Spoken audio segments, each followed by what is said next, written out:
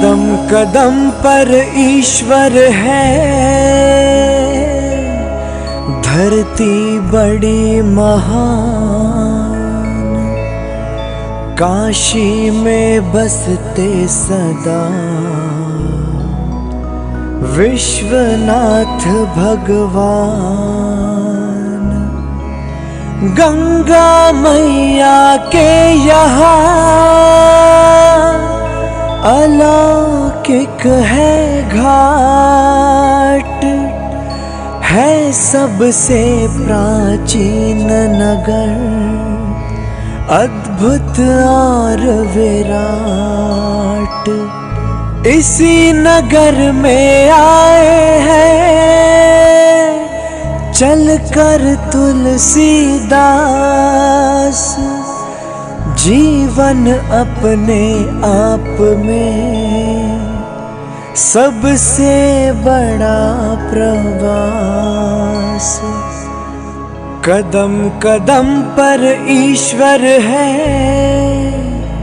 धरती बड़ी महान, काशी में बसते सदा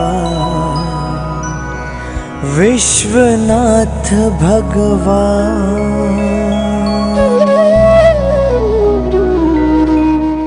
आज मेरा परम सौभाग्य है जो मैं उन दो गुरुजनों से मिलने वाला हूँ।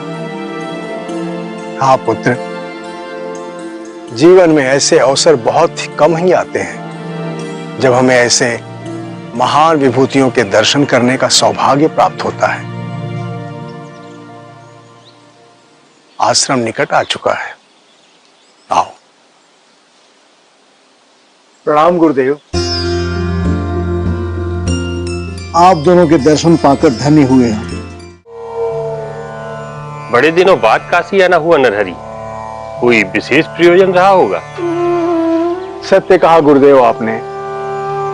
मैं अपने शिष्य तुलसीदास को पंचगंगा क्षेत्र में स्थित वैदिक विश्वविद्यालय में शास्त्रार्थ शिक्षा हेतु काशी ले आया हूं। काशी आने के पश्चात आप गुरुजनों के दर्शन न हो, क्या यह संभव है? ये तो तुमने बहुत ही अच्छा किया। मैं स्वयं तुम्हारी कुशल क्षेम जानने को उत्सुक था। आज्ञा दीजिए गुरुदेव।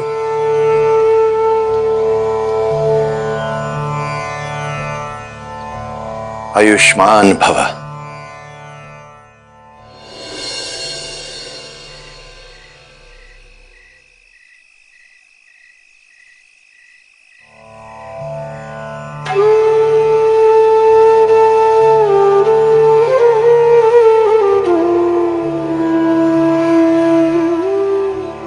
पुत्र तुलसी, कल प्रातः काल में पंचगंगा में स्थित वैदिक विश्वविद्यालय ले जाऊंगा। वहां मेरे परम मित्र वैदिक विश्वविद्यालय के संचालक आचार्य श्री शेष सनातन जी महाराज से मिलवाऊंगा। मेरा मन तो बहुत प्रसन्न हो रहा है गुरुदेव कि छोटी सी अवस्था में मुझे महान गुरुओं से मिलने का सौभाग्य प्राप्त हो रहा है। मिलने के साथ साथ यदि तुम्हें उनसे शिक्षा ग्रहण करने का अवसर मिल जाए तो यह तुम्हारे लिए बहुत बड़ा सौभाग्य होगा।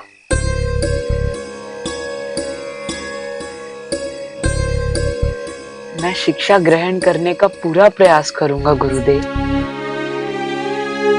उस वैदिक विश्वविद्यालय में देश विदेश के कई शोधार्थी गहन विषयों पर शोध करने आते हैं। शेष सनातन जी महाराज जिन्हें विद्यार्जन के योग्य समझते हैं, उन्हें अपने महाविद्यालय में शिक्षा हेतु प्रवेश देते हैं। विद्यार्जन के लिए मैं अपना सर्वस्व न्यौछावर कर दूंगा गुरुदेव। यदि तुमने शेष सनातन जी महाराज को प्रभावित कर लिया तो मेरी तपस्या सफल हो जाएगी। मुझे तुम पर पूर्ण विश्वास है।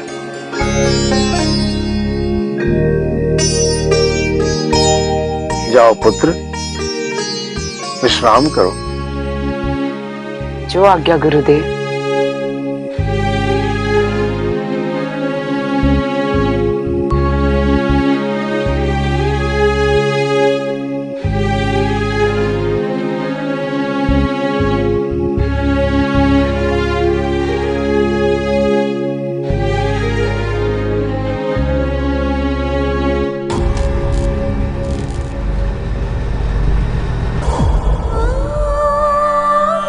प्रभु, ये विधि का कैसा विचित्र विधान है। एक बालक जो अपनी बाल्य अवस्था में अपने माता पिता और अभिभावक के लिए दुखी था, उसे आज कदम कदम पे गुरु और अभिभावकों से भेंट हो रही है। यही तो भाग्य का अनूठा व्यवहार है देवी। परिवर्तन संसार का नियम है, जिसमें समय तो लगता है, पर भाग्य कब किस करवट बैठ जाए ये कोई नहीं जानता। स्वयं आप भी नहीं? आप क्या जानने के इच्छुक हैं देवी? एक माता अपने पुत्र का भाग्य जानना चाहती है महादेव। देवी, भाग्य एक क्षण में ही किसी की भी दशा या दुर्दशा को परिवर्तित कर सकता है, और तुलसी को भाग्य शिष्य से विद्वान बनने के मार्ग पर प्रशस्त कर रहा है।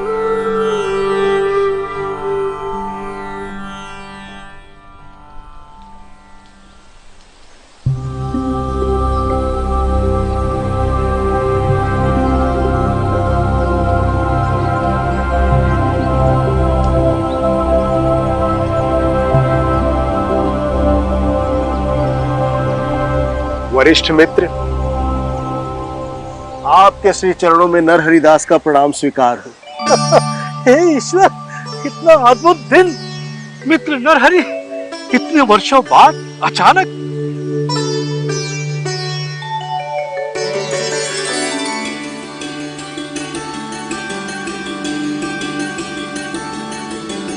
मैं भली भांति जानता हूं मित्र, वर्षों पश्चात अचानक मित्र के सम्मुख आने पर भावनाएं कुछ इस तरह की हो जाती हैं। तुमने तो मुझे चकित ही कर दिया मित्र।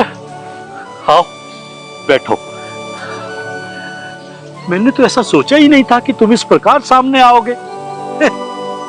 अच्छा लगा, कम से कम तुम्हें अपने मित्र की सुध तो आई। ऐसा नहीं है मित्र, आपसे मिलने का मेरा बड़ा मन कर रहा था, परंतु ऐसा कोई अवसर ही प्राप्त नहीं हुआ। बहुत दिनों बाद काशी आना हुआ तो सोचा कि गुरुजनों और मित्रों से अवश्य ही मिलूंगा। अर्थात आप गुरुदेव रामानंदाचार्य और अनंतानंदाचार्य से भेंटवार्ता कर चुके हैं। हाँ मित्र, मैं कल ही आ गया था। गुरुदेव के आश्रम में कुछ दिनों के लिए निवास किया है। मित्र को सेवा का अवसर नहीं देंगे? मित्र, मेरे हृदय में आपके लिए सदैव बड़ा आदरणीय स्थान रहा है।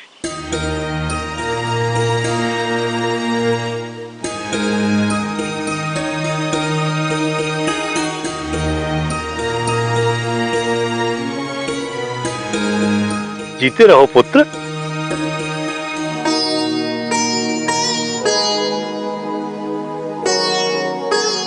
नरहरि, ये बालक कौन है? यह मेरा शिष्य है, तुलसीदास। तुम्हारा शिष्य है? तब तो अवश्य ही तुम्हारी तरह प्रखर और कुशाग्र बुद्धि का स्वामी होगा। सत्य कहा मित्र, इसकी बुद्धि बहुत कुशाग्र है। यह मुझसे भी अधिक श्रेष्ठ है। सत्य कहा मित्र तुमने। तुम स्वयं ही इसकी प्रशंसा कर रहे हो तो ये सच में बुद्धिमान होगा। मित्रवर,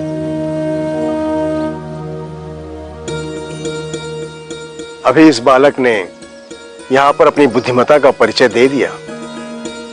वो कैसे? वर्षों पश्चात मिलने पर जब हम दोनों मित्र अपनी भावनाएं व्यक्त कर रहे थे, तब इस बालक ने हमारे बीच आकर हमारा ध्यान अपनी ओर आकर्षित नहीं किया। जब हम दोनों भली भांति मिल चुके थे, तब इस बालक ने आकर आपको प्रणाम किया। सत्य कहा तुमने मित्र। इसका अर्थ यही है कि तुमने इसे शिष्टाचार और सामाजिक ज्ञान में भी भली भांति पारंगत किया है। हाँ मित्र, यह गुण तो स्वयं इसकी समझ से उपजा है। उत्तम, इसने श्रेष्ठता सिद्ध की है। अरे मुझे तो भान ही नहीं रहा। मैं अभी आप लोगों के जलपान की व्यवस्था करता हूं। ठहरिए मित्र, उसकी कोई आवश्यकता नहीं है। हम गुरुदेव के आश्रम से जलपान करके आ रहे हैं। मित्र को सेवा का अवसर नहीं देंगे? मित्र, मुझे जो कुछ भी चाहिए होगा एक मित्र के अधिकार से ले लूंगा। अभी तो मुझे अपने परम मित्र से बात करने की प्रबल इच्छा हो रही है। एक विद्वान मित्र घर पधारे और शास्त्रार्थ ना हो, ऐसा कैसे हो सकता है? मेरा भी यही मानना है मित्र। आप जैसे ज्ञानी पुरुष के दर्शन का अवसर बहुत कम मिलता है। ऐसे में मैं इस ज्ञानवर्धक अवसर को नहीं छोड़ने वाला। किंतु आज मैं अपने परम मित्र से बातें करूंगा और कल एक विद्वान से शास्त्रार्थ करूंगा। अति उत्तम।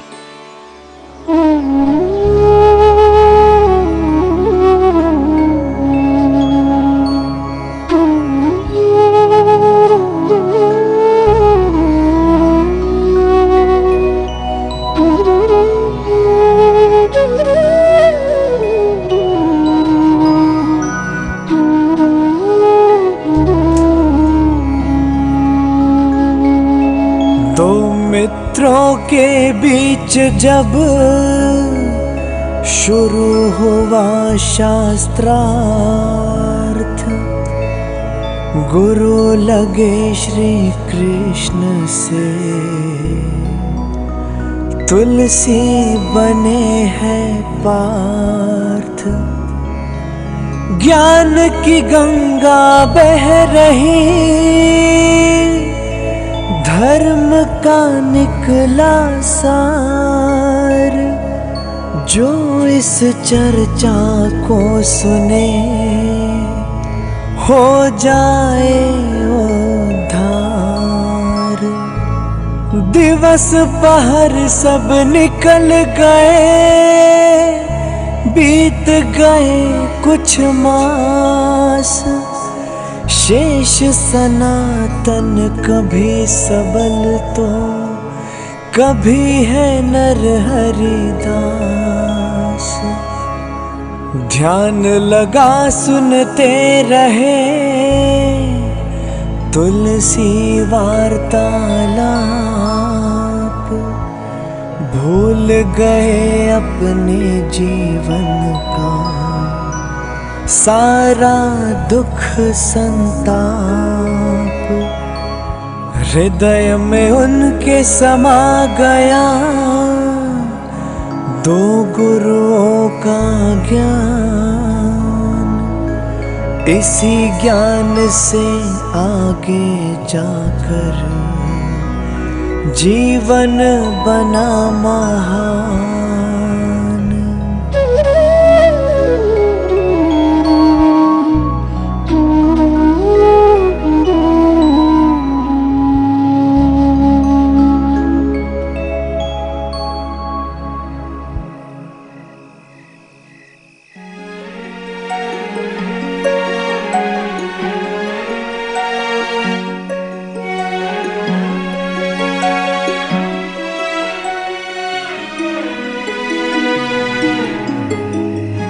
पुत्र, मैं देख रहा हूं तुम कई माह से हम दोनों के बीच शास्त्रार्थ होते हुए देख रहे हो, उसे ध्यान से सुन रहे हो। जी आचार्य, मैं आप दोनों के बीच हो रहे शास्त्रार्थ का अर्थ समझने का प्रयास कर रहा हूं। अच्छा, इसका अर्थ है हमने जो कहा वो तुमने समझ लिया? जी आचार्य जी। तो बताओ पुत्र, हम दोनों के बीच किन किन विषयों पर शास्त्रार्थ हुआ?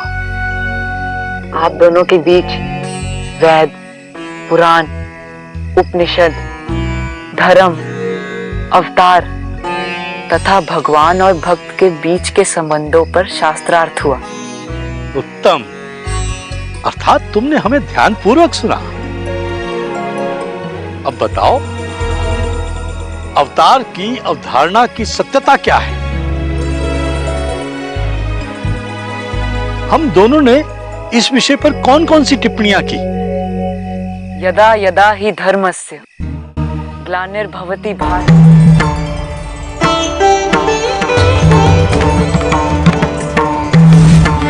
अर्थात इस श्लोक में श्री कृष्ण कहते हैं कि साधुओं और सज्जनों की रक्षा करने के लिए और धरती से पाप को नष्ट करने के लिए तथा दुर्जनों और पापियों का विनाश करने के लिए और धर्म की स्थापना करने के लिए मैं हर युग में बार बार अवतार लेता हूँ और समस्त पृथ्वी वासियों का कल्याण करता हूँ। सुंदर, अति सुंदर। तुम्हारी स्मरण शक्ति तो वास्तव में बहुत अच्छी है।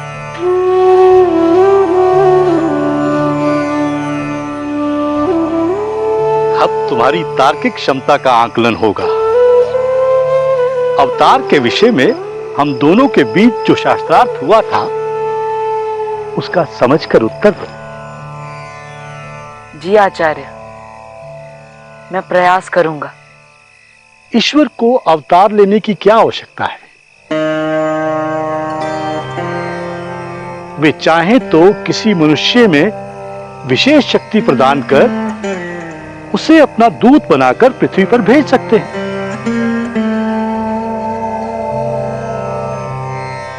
या किसी मनुष्य को पृथ्वी पर ही अपना संदेशवाहक बना सकते हैं।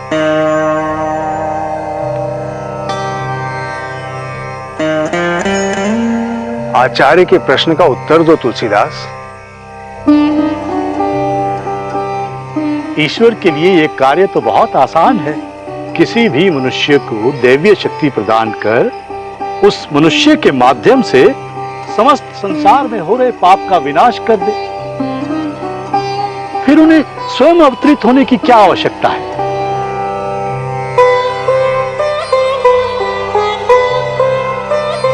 तुलसीदास, मुझे तुम्हारी तार्किक क्षमता पर संपूर्ण विश्वास है। आचार्य के प्रश्न का उत्तर दो। तुम मुझे उत्तर क्यों नहीं दे रहे तुलसी? इसका मैं क्या अर्थ समझूं? क्या ये अवधारणा मात्र है?